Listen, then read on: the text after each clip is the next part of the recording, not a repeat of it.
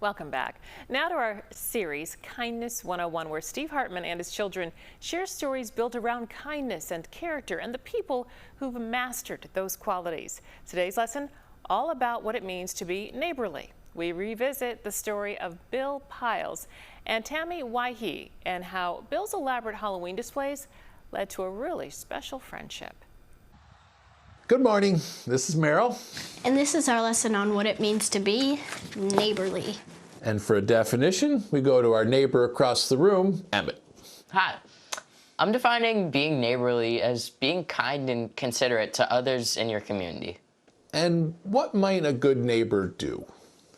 Loan you a cup of sugar. Maybe watch your dog? Good. Tell you if your kids are having wild parties while you're away. Yeah, you remember that one. Okay. But what do good neighbors do today specifically?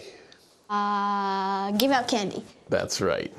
Halloween is neighbors at their best, which is why I thought this would be a good time to revisit a story I did about a guy who loves sharing Halloween joy with his neighbors. And although it starts out a little scary, by the end, you'll see a shining example of what it means to be neighborly. Make no bones about it. Bill Pyles' front yard has bones all about it. But to him, the scariest thing out here is his mailbox, which every year curses him with hate mail. This is a side of Halloween decorations I never knew existed. There are people that complain about them? Yes, worshiping the devil, you're going to hell, you're glorifying death, yeah.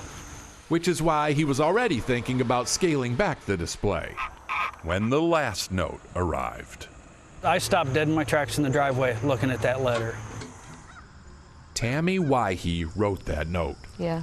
Tammy has breast cancer, and to get her daily radiation treatments, she had to travel this country road in Oxford, Ohio, right past Bill's house.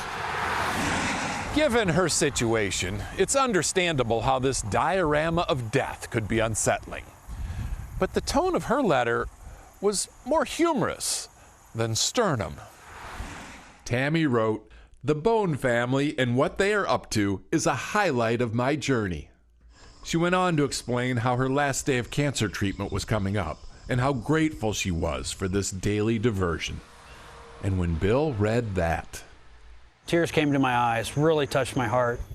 and right then he knew what he had to do. Another skeleton. He worked through the night so that when that letter writer made her final trip past his house in the morning, this is what she saw. A whole skeleton crew cheering her on. It was very touching to think that somebody would go to that effort for a stranger. Former stranger. Good seeing you again. We talk all the time now. You want to take a walk out and see these guys? Yeah. Bill says Tammy's letter and now friendship have completely negated all the hate mail, inspiring him to not only keep his display, but to grow it.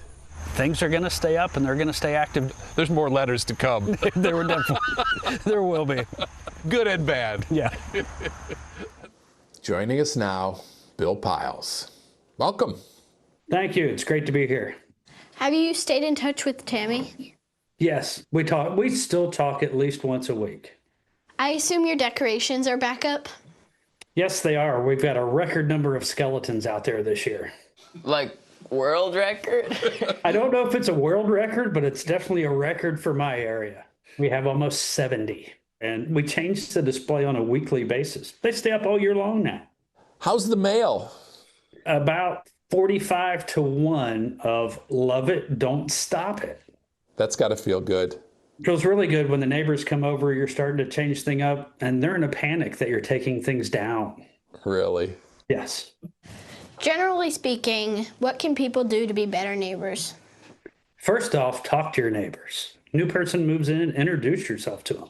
And be that neighbor that says, hey, if you ever need anything, give me a call, and be the guy that shows up when they make that call. That's nice. Yeah. All right. Thanks so much. I really appreciate you giving us the time. Thanks for having me on here. Neighbors aren't friends or family, but they do look out for us all the same. And it's important to appreciate them, especially when they hand out those giant candy bars. Oh yeah. We'll see you next time. And don't forget to stay kind. Mary Kay, I don't know about you, but it was a Kleenex moment for me yet again. He gets you every time. Yeah. That was a beautiful story. I love that story so much, yes. The little things you can do to reach out to others, especially if they're your neighbors.